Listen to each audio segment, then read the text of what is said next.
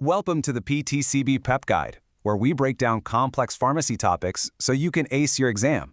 Today, we're tackling a big one, the Drug Supply Chain Security Act, or as you'll see it, the DSCSA. We're going to cover all the key definitions and high-yield terms you absolutely have to know. All right, let's get right into it. So let's kick things off with a classic PTCB-style scenario. Imagine you're at work. A drug shipment comes in, and right away you spot two things: a broken seal on a bottle and no transaction statement. What do you do first? What's that critical first step? This is more than just an exam question. It's a real-world patient safety check, and you can bet the PTCB wants to see that you know this cold. And the correct answer is B. You verify the info you do have, and you immediately report it as a suspect product. Now, hey, if that wasn't your first guess, that's totally fine. That's exactly why we're here. By the end of this, you'll understand precisely why B is the only right answer, and you'll be able to spot these issues every single time. Okay, so first things first, let's build that foundation. To really nail the exam questions, you gotta understand what this whole DSCSA thing is all about. Think of the DSCSA as a high-tech security system for our country's medicine. The whole point of this law is to create a digital trail for prescription drugs, tracking them from the moment they're made to the second they land in the pharmacy. Why?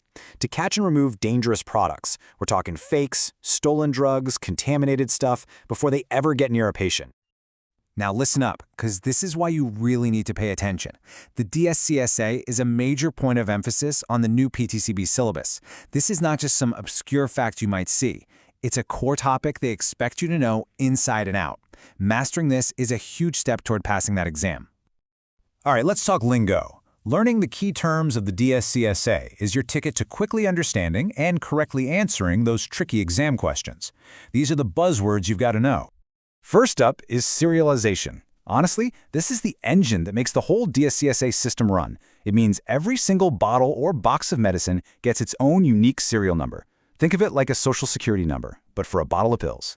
This number gets scanned at every stop, creating that digital footprint we can use to track it. That's the whole track and trace idea. Okay, now this is super high yield for the exam. The T3 documents. This is the digital paperwork that travels with every drug. Here's a simple way to remember it. Transaction information, or TI, tells you what the product is. Transaction history, TH, tells you where it's been. And the transaction statement, TS, is basically a sworn promise of who sent it, confirming they're legit. You need all three every time. So who are the players in this game? They're officially called trading partners. You can think of it as an exclusive, authorized club. It starts with the manufacturers, then goes to the wholesalers and repackagers, and ends with us, the pharmacies. Every single link in that chain has to be licensed and legitimate. Okay, huge exam tip right here. You absolutely have to know the difference between a suspect product and an illegitimate one. Here's the best way to think about it. A suspect product is like seeing smoke. You have a reason to believe something might be wrong, so you pull it aside and investigate. An illegitimate product is when you've confirmed there's a fire, the product is proven to be bad, and there's no way it can be dispensed. So how do you spot that smoke? Well, these are your big red flags. Broken seals, missing paperwork, just like in our opening question, weird-looking labels, or maybe a drug that comes from a supplier you've never heard of. As a technician, you are on the front lines, and you're the one responsible for catching these things. Okay, so you know the lingo, but how do you make sure it all sticks for the exam? Let's talk strategy. How can you really lock this information in?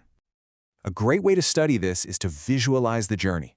Let's follow the story of a single bottle of medication. It all starts with the manufacturer, who gives it that unique serial number. Then it goes to a wholesaler, who scans it and checks all the T3 paperwork. And finally, it lands at your pharmacy, where a tech, you, does that last crucial check of both the product and the T3 docs before it ever hits the shelf. The key here is to make your learning active. Don't just read this stuff. Make flashcards for the key terms. Quiz yourself with what-if scenarios. What if the T3 is missing? What if the seal looks funny? See if you can draw that supply chain flowchart from memory. The more you interact with this, the faster it'll come to you on exam day. All right, let me give you a heads up. Let's talk about the common traps that people fall into on the exam with this topic. If you know what to watch out for, you won't get caught. Here are the biggest pitfalls. Number 1, confusing suspect and illegitimate. Remember, smoke versus fire. Number 2 is a big one, ignoring a missing TS document. That is a huge red flag that requires you to act immediately. Third, not really getting why serialization is so important. And last, just assuming that every single product in the pharmacy is covered. Some things, like many OTC products, might have exceptions. Whew, we have covered a ton of info, so if your head is spinning a little, don't worry. I'm going to boil it all down to one simple formula. One key thing to remember. This is your memory anchor. Here it is. This is the entire DSCSA process in a nutshell. It's about putting a unique serial number on a product, making sure its T3 documents are correct, and performing a suspect product check at every single stop. That's the whole system. And that formula is exactly what puts the security in the Drug Supply Chain Security Act.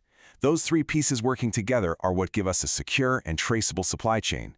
It's all about making sure every medication is safe for our patients. Awesome job today, seriously. This is a challenging topic, but getting a handle on it means you are absolutely on the right track to passing your PTCB exam. So what's next for you? Go back and review your notes from today. If any part still feels a little fuzzy, just rewatch that section. And most importantly, practice these terms every day until they just feel like second nature. And hey, if this explainer helped clear things up for you, do me a quick favor and hit that like button, subscribe, and maybe share it with a classmate. It really helps support the channel so we can keep making more of these. I'll leave you with one last thing to think about. The next time you see a drug order being checked in, what's the very first thing you're going to look for? Keep up the amazing work. You're putting in the effort, and it's gonna pay off. Remember, you've got this.